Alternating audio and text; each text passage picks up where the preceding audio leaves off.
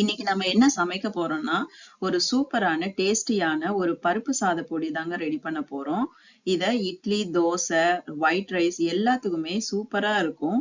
இதுல கொஞ்சம் நெய்யோ நல்லெண்ணெயோ ஆட் பண்ணி சாப்பிடும் போது அதோட டேஸ்டே வேற லெவல்ல இருக்கும்.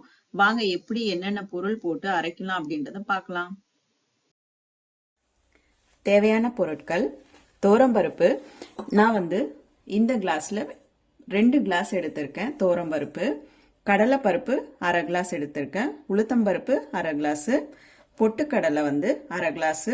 காஞ்ச மிளகாய் ஒரு 8 காஞ்ச மிளகாய் எடுத்திருக்கேன். வெள்ளை எள்ளு 1 டேபிள் ஸ்பூன். பூண்டு ஒரு 8 பல்லு பெருசாவே இருக்கு, நல்லா தட்டி வச்சிருக்கேன்.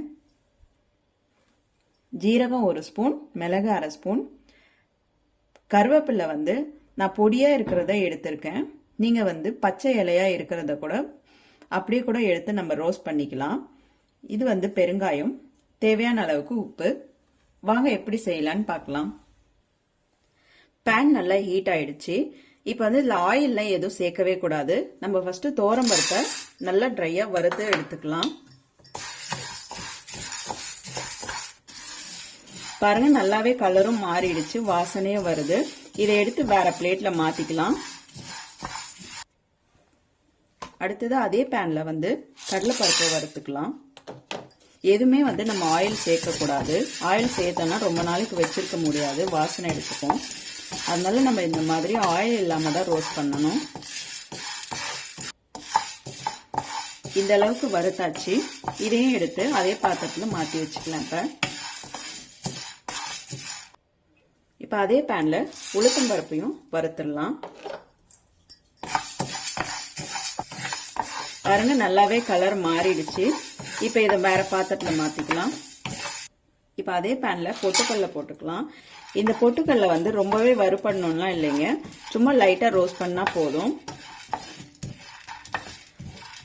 சும்மா 2 செகண்ட் ரோஸ்ட் பண்ணியாச்சு. இப்ப இதை எடுத்துடலாம் உடனே.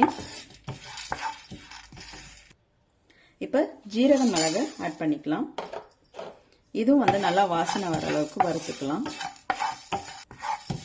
இப்ப இது கூடயே கொஞ்சமா தனியா அரை டேபிள் ஸ்பூன் அளவுக்கு ஆட் பண்ணலாம். வாசனைக்கு ரொம்பவே நல்லா இருக்கும். இது ரொம்ப அதிகமாவும் வேண்டாம்.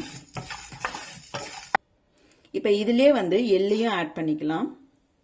இது ரொம்ப ரோஸ்ட் ஆகணும்னு இல்லை. இந்த எள்ளு கொஞ்சம் கலரும் மாறிடுச்சு, கொஞ்சம் வெடிக்கவும் ஆரம்பிச்சிருச்சு. இதை உடனே எல்லாத்தையுமே வேற பாத்திரத்துல மாத்திக்கலாம். இப்ப காஞ்ச மிளகாய் ஆட் பண்ணிக்கலாம். இது நல்லாவே வறுத்து விடலாம். ஆனா எல்லாமே மீடியம் ஃப்ளேம்ல தான் இருக்கணும், ஹை ஃப்ளேம்ல வைக்க கூடாது. ரொம்பவும் குறைச்சு வைக்காம மீடியம் ஃப்ளேம்ல வச்சு நல்லாவே ரோஸ்ட் பண்ணணும். எல்லாத்தையுமே நல்லாவே ரோஸ்ட் ஆயாச்சு. இப்ப இதை எடுத்துடலாம். இப்ப பூண்டு தட்டி வச்சிருக்கோம் இல்லைங்களா, அதை ஆட் பண்றோம். இது எப்பவுமே முழு பூண்டா யூஸ் பண்ணக்கூடாது. நல்லா இந்த மாதிரி தட்டி வச்சு சேர்க்கும் போது தான் நல்லா இருக்கும் அரைக்கிறதுக்கும். இல்லைன்னா ஈரமாவே இருக்கும். அது மட்டும் இல்லாம நம்ம தோலோடையும் சேர்க்கலாம். தோல் நல்லாவே இருக்கும், டேஸ்டா இருக்கும் இதை சேர்த்து அரைக்கும் போது. அதனால தோல் நீக்கணும்னு அவசியம் இல்லை. பூண்டும் நல்லாவே ரோஸ்ட் பண்ணியாச்சு. இப்ப இதையும் வேற பாத்திரத்துல மாத்தி வச்சுக்கலாம். இப்ப எல்லாத்தையுமே ரோஸ்ட் பண்ணி எடுத்தாச்சு. இது கூட கடைசியா நான் இந்த ஹீட்லயே பெருங்காயத்தூள் போடுறேன். நீங்க கட்டி பெருங்காயமா இருந்துச்சுன்னா லைட்டா வறுத்துட்டு போட்டுக்கோங்க. அதுக்கப்புறம் நான் பவுடர் பண்ணி வச்சிருக்க கருவேப்பிலை பவுடரை இது கூட ஆட் பண்ணிக்கிறேன்.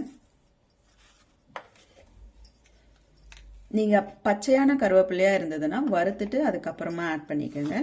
உப்பு தேவையான அளவு. நான் ஒரு 2 ஸ்பூன் இதுல எடுத்துக்கிறேன். இப்ப இது எல்லாமே நல்லா ஆற வச்சு நைஸா அரைச்சி எடுத்துக்கலாம். சப்போஸ் நைஸா வரல, கொரகொரப்பா இருந்ததுன்னா ஜல்லடையில கொஞ்சம் ஜலிச்சிட்டு அதுக்கப்புறமா அரைக்கலாம். பாருங்க, சூப்பரான பருப்பு சாத பொடி ரெடி ஆயிடுச்சு. இதை நீங்களும் வீட்ல ட்ரை பண்ணிட்டு எப்படி இருக்குன்னு கமெண்ட்ல சொல்லுங்க. இந்த வீடியோ உங்களுக்கு பிடிச்சிருந்ததுன்னா எங்க சேனலை சப்ஸ்கிரைப் பண்ணுங்க, லைக் பண்ணுங்க, கமெண்ட் பண்ணுங்க, உங்க ஃப்ரெண்ட்ஸுக்கும் ஷேர் பண்ணுங்க.